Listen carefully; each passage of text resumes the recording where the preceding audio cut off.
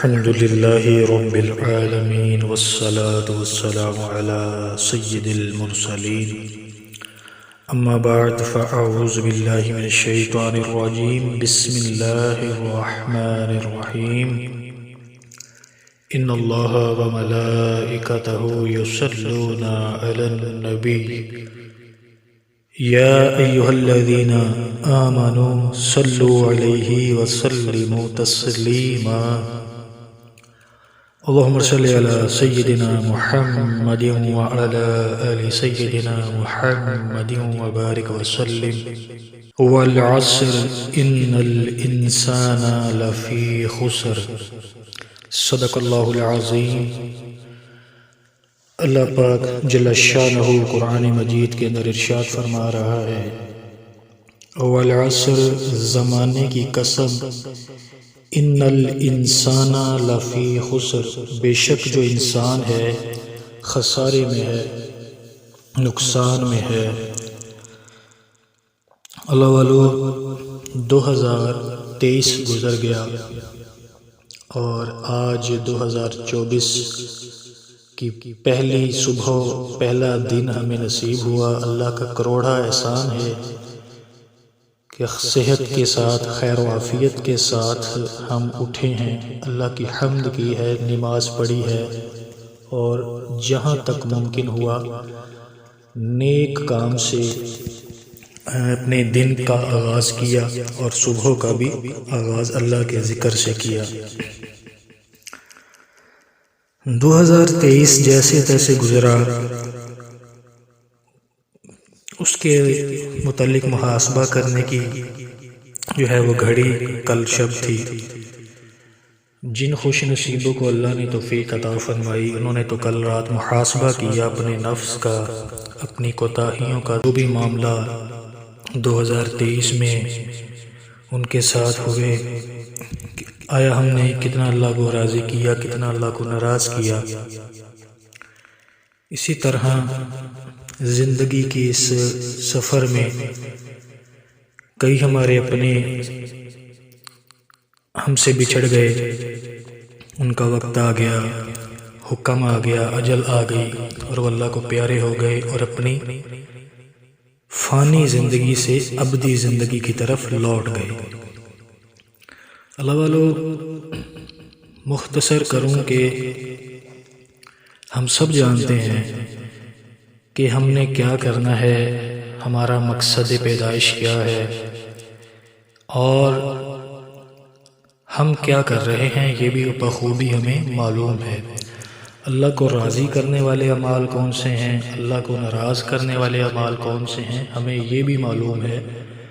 لیکن بدبختی اور بدقسمتی سے ہم نے وہ راستہ چن لیا ہے جو اللہ کے دشمن، حضور علیہ الصلوۃ والسلام کے دشمن یعنی کہ ابلیس مردود کا راستہ ہے، اور نفس ملعون جس طرف ہمیں آمادہ کرتا ہے یا جس خواہشات کی طرف ہمیں راغب کرتا ہے، ہم نے اس راستے کا چناؤ کر لیا۔ اللہ کے احکامات، حضور علیہ الصلوۃ والسلام کی تعلیمات کو پس پشت ڈال کر ہم دن رات دنیا کی آسائشوں میں، معاملات کے حصول کے لیے دن رات تگ و دو میں لگے ہوئے ہیں، لیکن جو مقصد حیات ہے ہم اس کو بھول بیٹھے ہیں۔ اللہ پاک نے قرآن مجید کے اندر ارشاد فرمایا کہ میں نے جن اور انسانوں کو صرف اور صرف اپنی عبادت کے لیے پیدا کیا، جنوں اور انسانوں کو۔ لیکن یہ دنیا جو ہے آزمائش کا گھر ہے، یہاں پہ ہمیں آزمائشیں ملیں اللہ کی طرف سے کہ ہم نے دنیا میں رہنا بھی ہے، یہاں پہ گزر بسر بھی کرنا ہے، پھر اپنے والدین کے حقوق بھی ادا کرنے ہیں، بیوی بچے ہیں تو ان کے حقوق بھی ادا کرنے ہیں۔ اسی طرح یہ معاملات چلتے جا رہے ہیں، لیکن المیہ یہ ہے کہ ہم آج ان معاملات کے اندر زیادہ ملوث ہو گئے ہیں جن کی ضرورت نہیں ہے، بلکہ جو اللہ کے حکم سے ہمارے لیے اللہ کا وعدہ ہے کہ ہم تمہیں عطا کریں گے، اور ان احکامات سے، ان اعمال سے پیچھے ہٹ گئے ہیں جن کی ہم سے باز پرس ہونی ہے، جس کا سوال ہم سے حشر میں اور قبر میں ہونا ہے۔ اللہ پاک جل شانہ نے فرمایا کہ رزق کا میرا تجھ سے وعدہ ہے کہ رزق تجھے ہر حال میں دوں گا۔ وہ ہم مسلمان ہیں یا کوئی کافر ہے، عیسائی ہے، کوئی بھی مذہب کا، کسی بھی مذہب کا انسان ہے، اللہ نے سب سے وعدہ فرمایا ہے اور سب کو ہی رزق مل رہا ہے۔ ہمیں یہ چاہیے تھا ہم اپنے اسلاف کی زندگیوں کو پڑھتے، ہم اپنے بڑوں کی زندگیوں کا مطالعہ کرتے، ان کی سیرت کو پڑھتے، حضور علیہ الصلوۃ والسلام کی تعلیمات کو پڑھتے، آپ علیہ الصلوۃ والسلام کی زندگی میں، حیات مبارکہ میں جو مصائب مشکلات آئے ہم ان کو پڑھتے، تو آج ہمارا یہ حال نہ ہوتا۔ ہماری ساری توجہ حضور علیہ الصلوۃ والسلام اور اللہ کو راضی کرنے کی بجائے دنیا کی آسائشوں اور دنیا کے معاملات کے حصول میں نہ کٹتے۔ اللہ والو، زندگی میں آسائشوں اور راحتوں کے ساتھ ساتھ آزمائشوں اور تکلیفوں کا بھی سامنا ہوتا ہے۔ اللہ پاک اپنے بندوں کو کبھی مرض سے تو کبھی مال کی کمی سے، کبھی کسی رشتہ دار کی موت سے تو کبھی دشمن کے ڈر سے، کبھی کسی نقصان سے تو کبھی آفات و بلیات سے آزماتا ہے۔ اور راہ دین تو خصوصاً وہ راستہ ہے جس میں قدم قدم پر آزمائشیں آ سکتی ہیں، اور اللہ والوں کی اگر حیات پاک کو پڑھیں، ان کی سیرتوں کو پڑھیں، تو قدم قدم ان کو آزمائشیں آئی ہیں، مصیبتیں آئی ہیں، صعوبتیں آئی ہیں، مگر وہ پھر بھی ثابت قدم رہے اور اللہ کی نافرمانی انہوں نے لمحہ بھر بھی نہیں کی۔ اب اللہ والو، اللہ پاک کے نیک بندوں اور دوستوں پر کیسی کیسی آزمائشیں آئی ہیں۔ حضرت سیدنا نوح علیہ السلام 950 سال تبلیغ کے باوجود ان کی اکثر قوم ایمان نہ لائی۔ اللہ پاک کی طرف بلانے اور باطل معبودوں کے انکار کی وجہ سے حضرت سیدنا ابراہیم علیہ السلام کو آگ میں ڈالا گیا۔ اسی طرح سیدنا حضرت ایوب علیہ السلام، ان کو اللہ کی طرف سے آزمائش کے لیے بیماری میں مبتلا کیا گیا۔ ان کی اولاد اور اموال جو ہیں وہ واپس لے لیے گئے۔ حضرت سیدنا موسیٰ علیہ السلام کا مصر سے ہجرت کرنا، لوگوں کا حضرت سیدنا عیسیٰ علیہ السلام کو ستانا، اور کئی انبیاء کرام علیہم السلام کو شہید کر دیا گیا۔ طائف کے مقام پر ہمارے آقا و مولا امام الانبیاء خاتم النبیین صلی اللہ علیہ وآلہ وسلم کے جسم مقدس کو لہو لہان کر دیا گیا، یہاں تک کہ حضور علیہ السلام کا شب ابی طالب میں مسلسل 3 سال تک محصور رہ کر زندگی کے کٹھن مشکل اور دن گزارنا، اور مکہ سے مدینہ کی طرف ہجرت کرنا، یہ سارا مصائب سے بھرپور سفر ہے، مشکلات سے، آزمائشوں سے بھرپور زندگی کا یہ دور گزرا۔ اسی طرح صحابہ کرام علیہم رضوان کی بات کریں تو اصحاب صفا، جنہوں نے دین کی نشر و اشاعت کے لیے اپنے آپ کو وقف کر دیا، ہر لمحہ حضور علیہ السلام کی خدمت اقدس میں رہے، حضور علیہ السلام کی تعلیمات کو تمام دوسرے صحابہ کرام علیہم رضوان تک پہنچاتے۔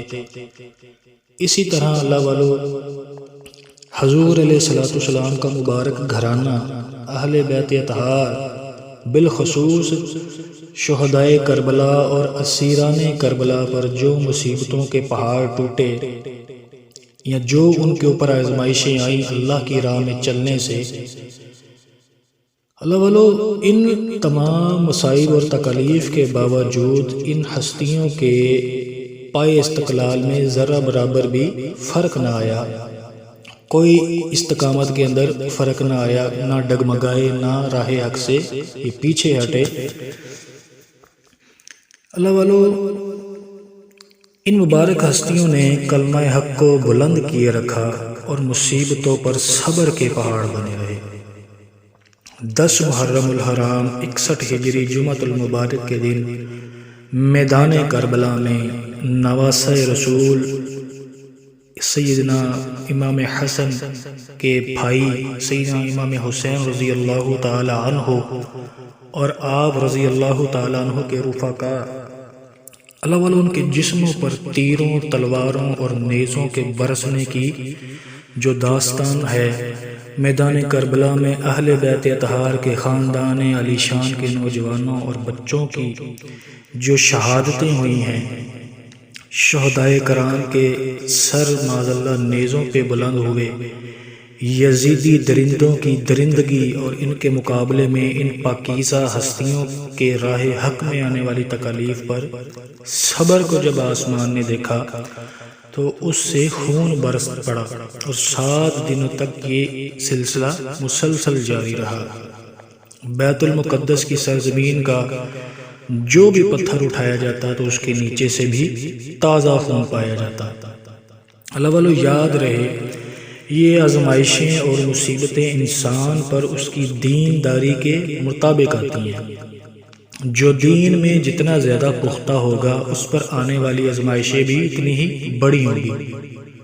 حضور علیہ السلام کی بارگاہ میں عرض کی گئی کہ یا رسول اللہ صلی اللہ علیہ وسلم، سب سے زیادہ مصیبتیں کن لوگوں پر آئیں؟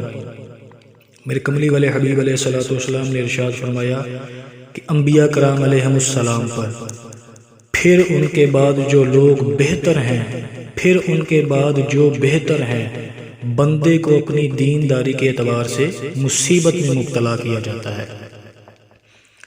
اگر وہ دین میں سخت ہوتا ہے تو اس کی آزمائش بھی سخت ہوتی ہے، اور اگر وہ اپنے دین میں کمزور ہوتا ہے تو اللہ پاک اس کی دین داری کے مطابق اسے آزماتا ہے۔ اللہ والو، عام طور پر کئی لوگ مصیبتوں اور آزمائشوں کے وقت بے صبرے ہو جاتے ہیں، حالانکہ ہم پر مصیبتوں کا آنا ہمارے ساتھ اللہ پاک کی طرف سے بھلائی کے ارادے اور ہم سے اس کی محبت کی نشانی ہے۔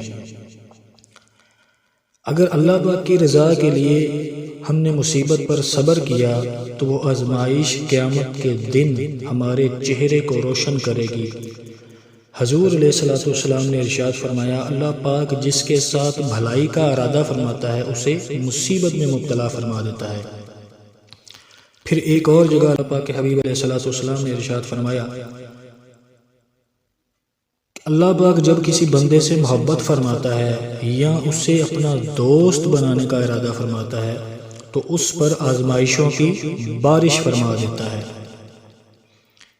ایک اور جگہ حضور علیہ السلام نے ارشاد فرمایا، مصیبت اپنے صاحب کا چہرہ اس دن چمکائے گی جس دن چہرے سیاہ ہوں گے۔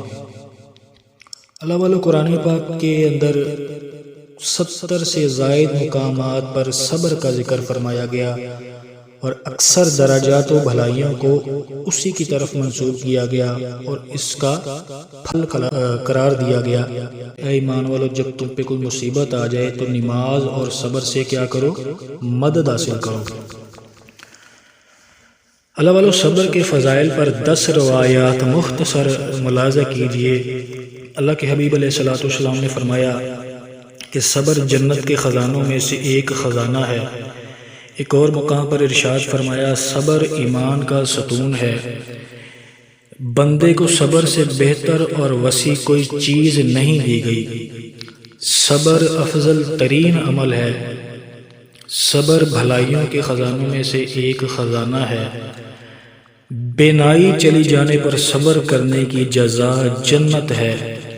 صبر کے ساتھ آسانی کا انتظار کرنا عبادت ہے۔ فتنے کی شدت پر صبر کرنے والے کو قیامت کے دن حضور علیہ السلام کی شفاعت نصیب ہوگی۔ قیامت کے دن روئے زمین کے سب سے زیادہ شکر گزار بندے کو لایا جائے گا۔ اللہ پاک اسے شکر کا ثواب عطا فرمائے گا۔ پھر روئے زمین کے سب سے زیادہ صبر کرنے والے کو لایا جائے گا تو اللہ پاک فرمائے گا، کیا تو اس بات پر راضی ہے کہ اس شکر گزار کو ملنے والا ثواب تجھے بھی ملے؟ تو وہ عرض کرے گا، ہاں اے میرے اللہ۔ تو اللہ پاک فرمائے گا، ہرگز نہیں، میں تجھے نعمت عطا کی تو تو نے شکر کیا، اور مصیبت میں ڈالا تو تو نے صبر کیا۔ آج میں تجھے دگنا اجر دوں گا، پھر اسے شکر گزار سے دگنا اجر عطا کیا جائے گا۔ اللہ والو، اپنی زندگی کے اندر غور و فکر کریں کہ ہمارے اوپر جو مصیبتیں آ رہی ہیں اس کی سب سے بڑی وجہ ہے سب سے بڑی وجہ یہ ہے کہ ہم اللہ کی نافرمانی میں مبتلا ہو گئے ہیں۔ اللہ پاک فرماتا ہے اور جو تم پہ مصیبت آتی ہے یہ تمہارے اپنے ہی ہاتھوں کی کمائی ہے، یعنی کہ یہ تمہارے اپنے ہی اعمال کی شامت ہے۔ تو یا تو ہم گناہوں سے توبہ کر لیں، اللہ والو، گناہوں سے توبہ کر کے رجوع اللہ کر کے اللہ کو راضی کرنے میں لگ جائیں، حضور علیہ الصلوۃ والسلام کی تعلیمات پر عمل کرنے میں لگ جائیں، حضور علیہ الصلوۃ والسلام کی سنتوں پر عمل کرنے میں لگ جائیں، شریعت مطہرہ کے احکامات کو مانتے ہوئے اس کو تسلیم کر کے اس پر چلنے والے بن جائیں۔ پھر اللہ والو، جب ہم اللہ کی طرف متوجہ ہو جائیں، اللہ کے راستے میں چلیں، اللہ کے قرب کے راستے میں چلیں، تو ہم پر جو آزمائشیں آئیں ہم اس پر صبر کریں، اور دعا کرتے رہیں، صدقہ کرتے رہیں، سجدے کرتے رہیں، توبہ و استغفار کرتے رہیں، اور کثرت سے دن رات صبح و شام ہم درود پاک پڑھتے رہیں۔ اس نئے سال میں نیت کیجئے کہ انشاءاللہ الکریم ہم نے جو درود پاک کی کثرت کرنی ہے، یہ پچھلے سال جو گزر گیا 2023، اس میں ہم نے جتنا پڑھا اس سے انشاءاللہ الکریم زیادہ درود پڑھنا ہے۔ اور اس سوشل میڈیا سے اب ہم نے کٹنا ہے۔ درود پاک کی تاثیر، درود پاک کا ورد، درود پاک کا معمول جب تک گھر میں نہیں بنے گا، اللہ والو، ہمارے گھروں میں رحمت کا نزول نہیں ہوگا۔ ہم درود تو پڑھتے ہیں، درود کا اجر بھی ملتا ہے، لیکن ہمارے جو مسائل ہیں فی زمانہ ہر بندے کے مسائل یہی ہیں کہ رزق میں بے برکتی ہے، گھر میں بے برکتی ہے، ناچاکیاں ہیں، جھگڑے ہیں، لڑائیاں ہیں، جادو ہے، جنات ہے، پریشانیاں ہیں۔ تو اللہ والو، جہاں پہ اللہ کا ذکر ہوتا ہے، اللہ کے محبوب علیہ الصلوۃ والسلام کا ذکر ہوتا ہے، وہاں سے اللہ پاک بیماریاں، مصیبتیں دور فرما دیتا ہے۔ تو آج ایک امت کا حصہ جو ہے وہ ورد و وظیفوں میں لگا ہوا ہے، جو اصلاح کرنے والے ہیں، جن کے ذمہ اصلاح ہے امت کی، وہ کوئی ان کو وظائف کی طرف لے کے چل پڑا، کوئی پیشوا ان کو اپنے مسلک تک محدود کر کے ان کو وہیں تک اپنی تعلیمات کے مطابق، اپنی مرضی کے مطابق چلا رہے ہیں، کوئی دن رات صبح و شام صحابہ کرام علیہم رضوان کی گستاخیاں کرنے میں مصروف ہے، اور معاذ اللہ امت کو اس طرف لگا رہا ہے، بگاڑ پیدا کر رہا ہے۔ کوئی کسی طرح اس امت کا بیڑا غرق کرنے پہ تلا ہوا ہے۔ درود پاک کی بات آئی تو چند احباب نے قدم اٹھایا، لیکن اللہ والو، جب ان کا قدم اٹھانا کامیاب ہو گیا، دنیا ان کی طرف متوجہ ہو گئی، تو انہوں نے اپنا اصلی رنگ دکھایا اور وہی کام کرنا شروع کر دیا جو ہمارے پیشواؤں نے کیا یا جو ہمارے عاملین نے شروع کر دیا۔ ایک مخصوص طبقہ اپنے ساتھ ملایا، ایک گروپ بنا لیا، اور اس گروپ سے منسلک احباب کو انہوں نے اپنے طریقے سے چلانا شروع کر دیا۔ اللہ والو، درود پاک کس لیے پڑھنا ہے یا درود پاک کا حقیقی مقصد کیا ہے، یہ شاید 100 میں سے 10% لوگوں کو پتہ ہو، اور وہ پڑھتے بھی ہوں گے۔ یہ نہیں کہتا کہ کوئی پڑھتا ہی نہیں ہے، جس مقصد سے پڑھنا چاہیے، جس طرح پڑھنا چاہیے پڑھتے ہیں، لیکن ہماری جو کثیر تعداد ہے آج کل، وہ مشاہدات کے چکر میں یا کتابیں چھاپنے کے چکر میں لگ پڑی ہے۔ اللہ والو، جس کا جو کام ہے اس کو وہی زیب دیتا ہے۔ خط و کتابت کرنا، امت کی اصلاح کرنا علماء کرام کا کام ہے۔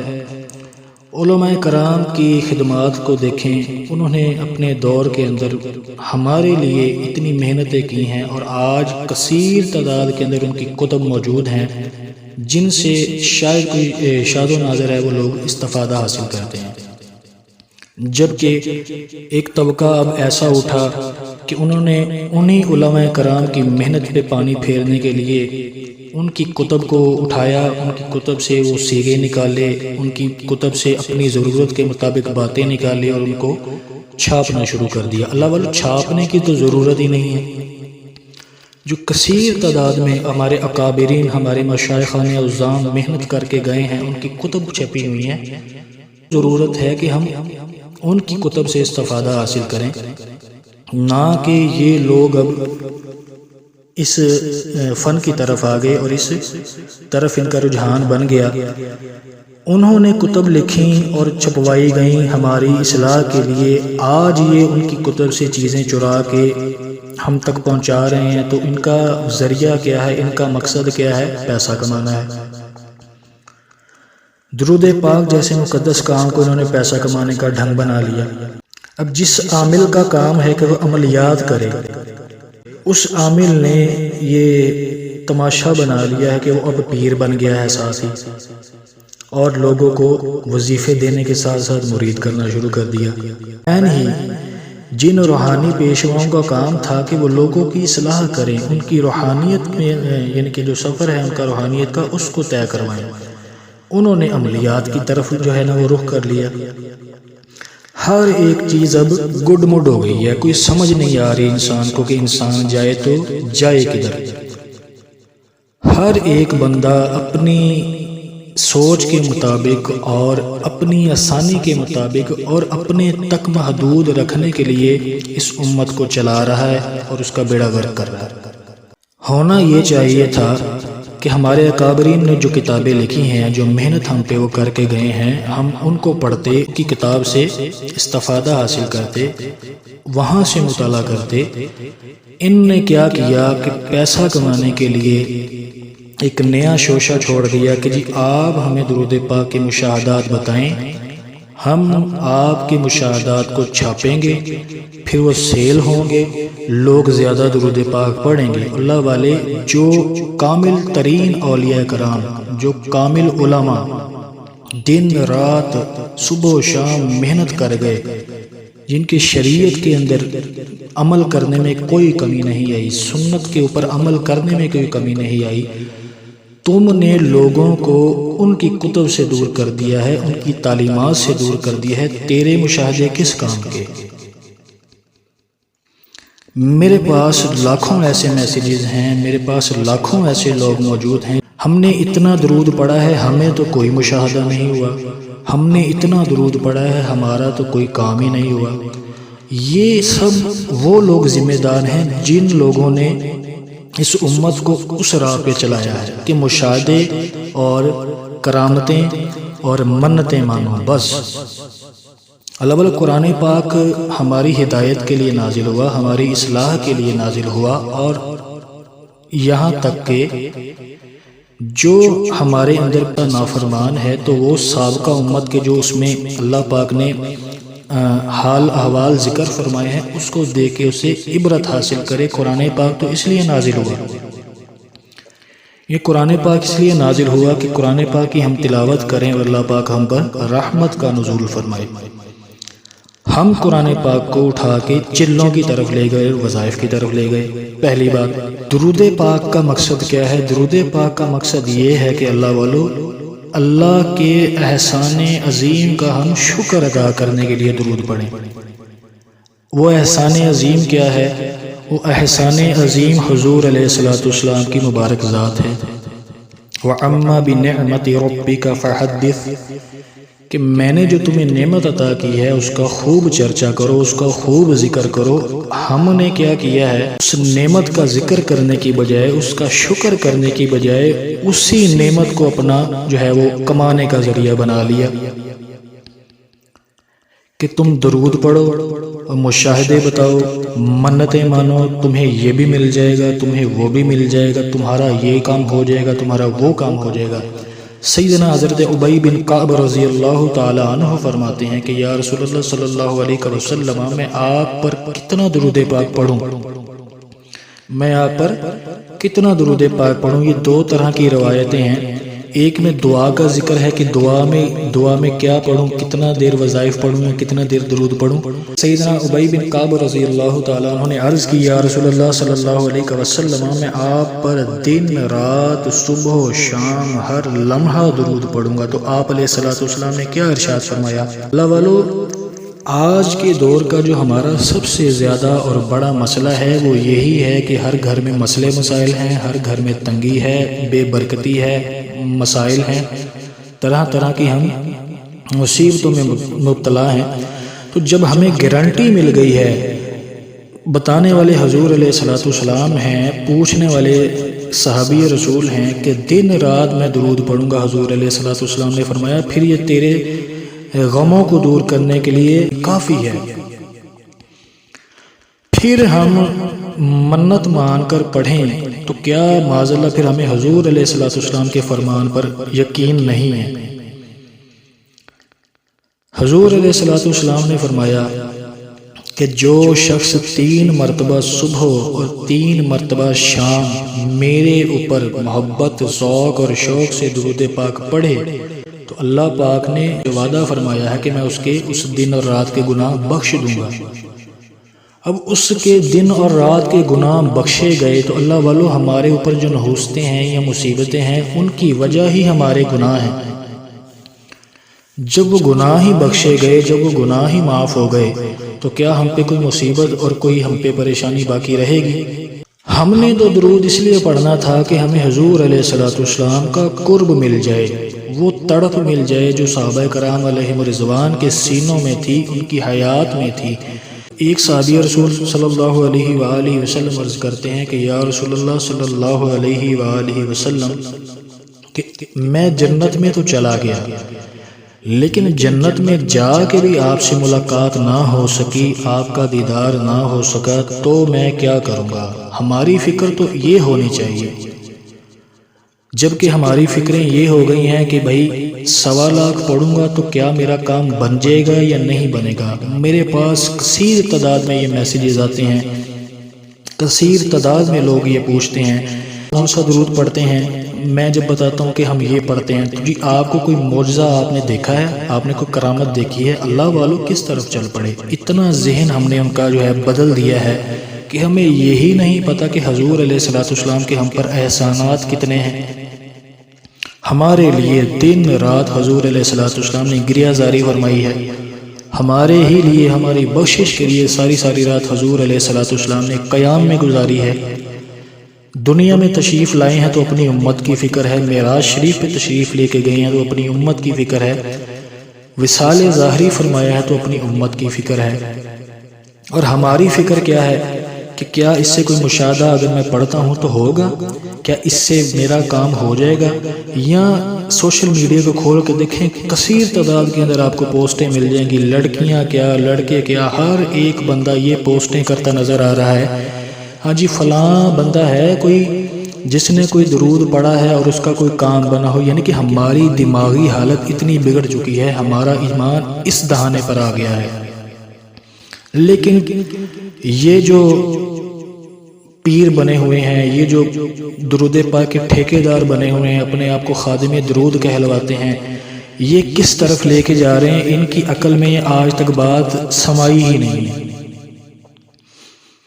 ہر آئے دن کتاب چھپتی ہے، یہ کتاب آ گئی ہے جی اس کو پڑھیں، اس میں یہ مشاہدے ہیں لکھے ہیں، وہ مشاہدے لکھے ہیں۔ بھائی کسی کتاب میں یہ بھی آپ نے لکھا ہے کہ حضور علیہ الصلوۃ والسلام کے صحابہ کرام علیہم رضوان کی زندگیاں کیسے گزری ہیں؟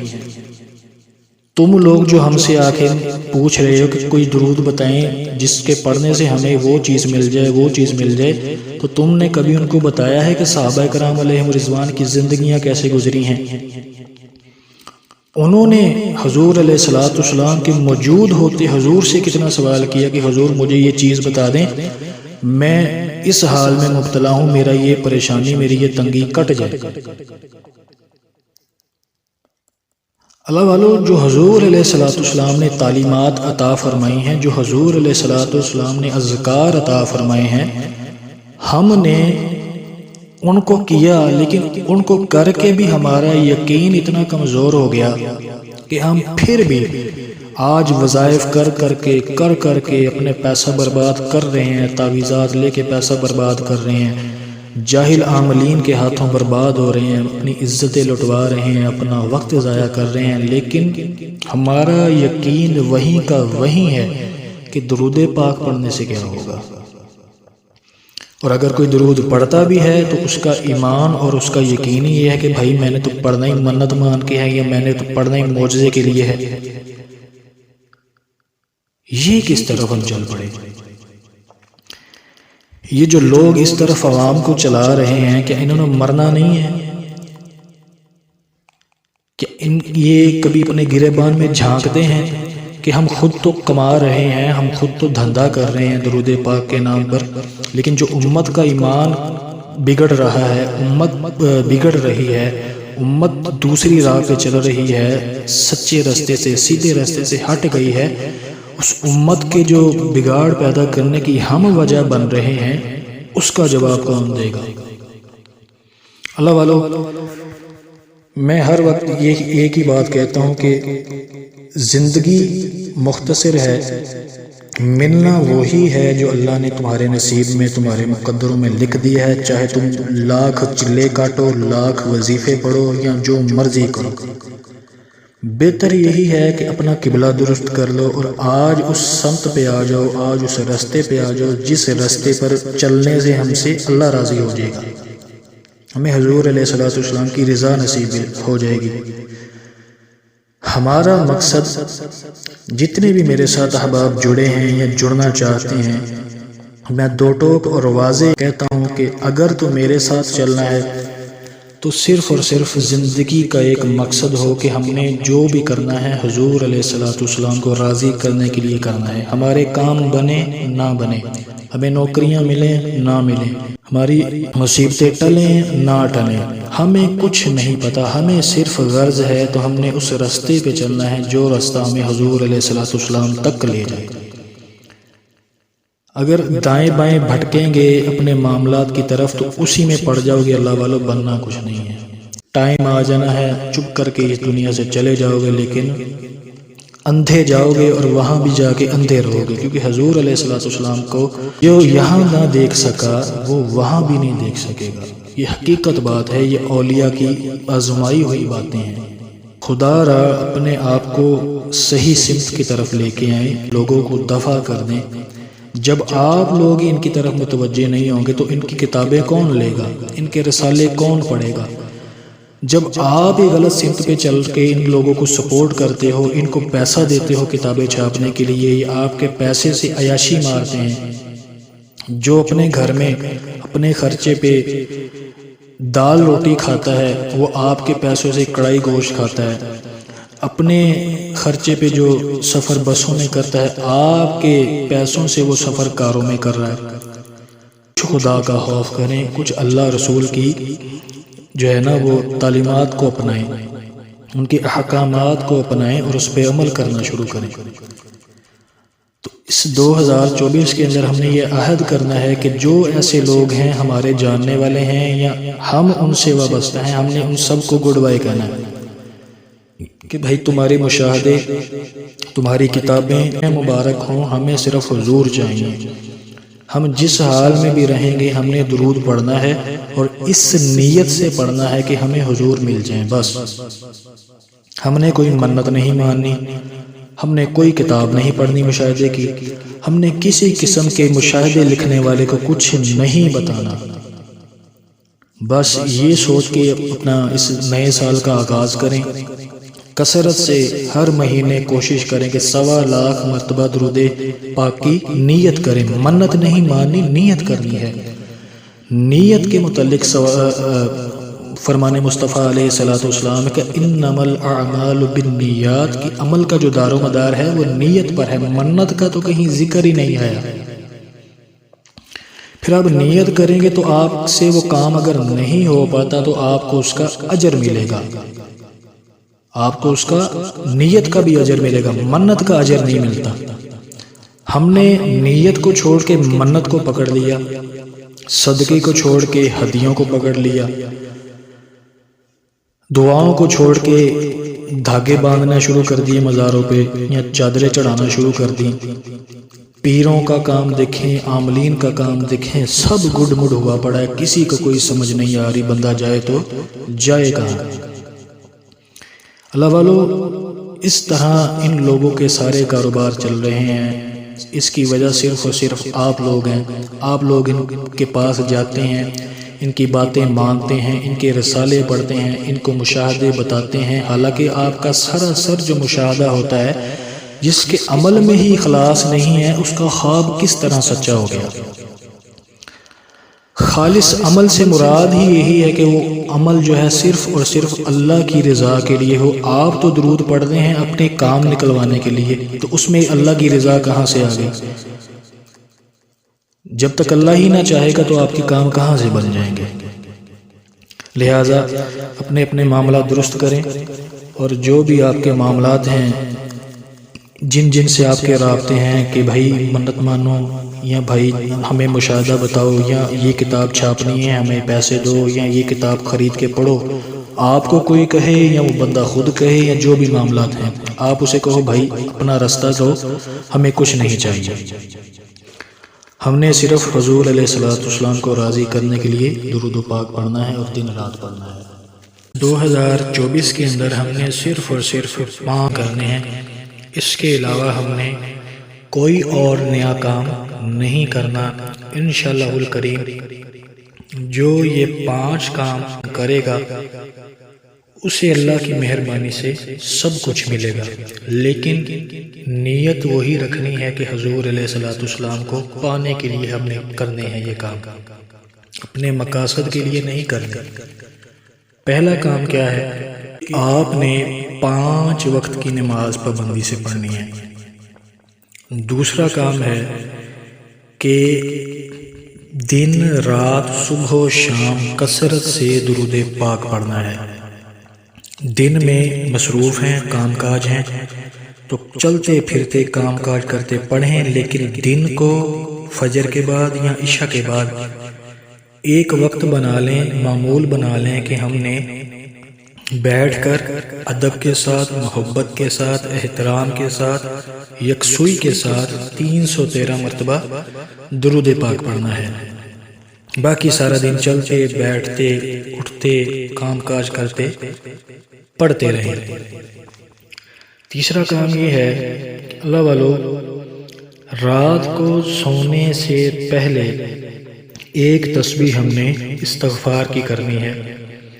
چوتھا کام یہ ہے کہ رات کو عشاء کی جب ہم نماز ادا کریں گے تو کم از کم 2 نفل جو ہے وہ ہم توبہ کی نیت سے ادا کریں گے۔ 5واں اور آخری کام یہ ہے کہ گناہوں سے بچتے رہیں گے، اپنی آنکھوں کی اور اپنی زبان کی حفاظت کریں گے، دن رات صرف درود پاک ہی درود پاک کثرت سے پڑھیں گے، کوئی وظیفہ نہیں کرنا، کوئی مشاہدے، کوئی منتیں، ہم نے ان کی طرف دھیان نہیں دینا۔ جو احباب ہمارے سلسلے کے ساتھ وابستہ ہونا چاہیں یا نیت کرنا چاہیں درود پاک کی، یا رہنمائی حاصل کرنا چاہیں درود پاک کے متعلق کسی قسم کی، یا ان کے کوئی روحانی مسائل ہیں، انشاءاللہ الکریم وہ رابطہ کریں۔ ان کے روحانی مسائل کا علاج صرف اور صرف درود پاک سے بتایا جائے گا، اور کوئی منت نہیں ہے، کوئی مشاہدہ نہیں ہے۔ بار بار عرض کر رہا ہوں کہ جو منت کے لیے، جو مشاہدوں کے لیے، یا جو معجزے پوچھنے کے لیے رابطہ کرنا چاہتا ہے، یا معجزے دیکھنے کے لیے درود پڑھنا چاہتا ہے، وہ انہی لوگوں کے پاس جائے جو آپ کو دن رات لوٹ کر آپ کے ایمان کا بیڑا گرک کر رہے ہیں، وہ ہمارے ساتھ منسلک نہ ہوں۔ اور ایک خاص بات جو 2024 کے اندر ہم نے اب شروع کرنی ہے وہ یہ ہے کہ سوشل میڈیا کو گڈ بائی کہنا ہے، اور یہ درود سوشل میڈیا کی بجائے ہم نے اپنے گھروں میں لازم کرنا ہے۔ ہر جمعرات یا ہر اس دن جس دن آپ کو چھٹی ہے، آپ کو آسانی ہے، آپ کی پوری فیملی مل جل کر بیٹھ سکتی ہے، تو آپ آدھا گھنٹہ مل بیٹھ کر درود پاک بآواز بلند اپنے گھروں میں وضو کے ساتھ پڑھیں۔ اگر آپ کے گھر میں کوئی مسئلہ ہے، کوئی نہیں مل کے بیٹھتا یا کوئی نہیں ساتھ پڑھتا، تو پھر آپ اکیلے ہفتے میں ایک دن آواز بلند اپنے گھر میں درود و سلام پڑھیں۔ اس درود و سلام پڑھنے کی برکت سے آپ کے گھر میں سکون آئے اور اللہ کی رحمتوں کا، اللہ کی برکتوں کا، اللہ کے فضل و کرم کا اور اللہ کی رحمت خاص کا آپ کے گھروں میں نزول ہوتا رہے۔ اللہ پاک سے دعا ہے اللہ پاک ہمیں ایمان کے لٹیروں سے بچائے، ان کمائی والوں سے بچائے، اور زندگی کا ایک مقصد ہمیں عطا فرما دے کہ ہم نے درود حضور علیہ السلام کو راضی کرنے کے لیے پڑھنا ہے۔ ہمیں کچھ نہیں چاہیے، ہمیں صرف اور صرف حضور چاہیے۔ اللہ کرے کہ ہمارے دلوں میں، ہمارے دماغوں میں یہ بات بیٹھ جائے اور ہم اس پر عمل کر لیں۔ اللہ سے دعا ہے اللہ پاک ہماری مصیبتیں، دکھ، درد، پریشانیاں، بیماریاں، ہر قسم کے آفات و بلیات سے ہم کو اس سال میں محفوظ رکھے، اور درود پاک کے طفیل، درود پاک کی کثرت کے طفیل، درود پاک پڑھنے والوں کے طفیل اللہ پاک ہمیں حفظ و امان میں رکھے، اور دن رات ہمیں درود و سلام پڑھنے کی توفیق عطا فرمائے، استقامت کے ساتھ، ادب کے ساتھ، ایمان کی مضبوطی کے ساتھ ہم درود پاک پڑھتے رہیں، اور اسی حالت میں ایمان پر اللہ کے حکم سے اس دنیا سے کلمہ شریف پڑھتے اور درود پاک پڑھتے ہوئے رخصت ہو جائیں۔ اللہم صلی علی سیدنا محمد وعلی آل سیدنا محمد وبارک وسلم۔